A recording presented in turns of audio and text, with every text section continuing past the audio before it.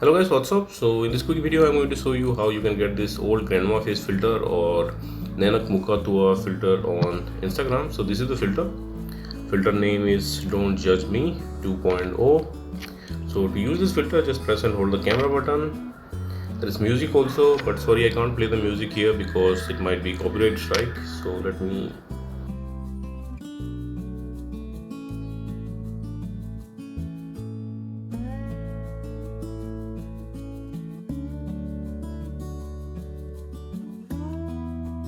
So this was the effect. Sorry, I couldn't play the music because it might be copyright strike. Okay, so to get this effect on Instagram, what you can do, you can visit the creator profile. Dwiki is the creator of this filter. You can follow him to unlock all his filter to your camera tray. He's having some awesome filter. So check in his filter gallery, and this is the filter. Don't Judge Me 2.0. Tap on it and you will see this preview. From here you can save it to your Instagram camera tray and you can tap on try to try the filter. And suppose you are not finding the filter like this, then what you can do, you can visit this website also. Link to this website I'll give in the description box below.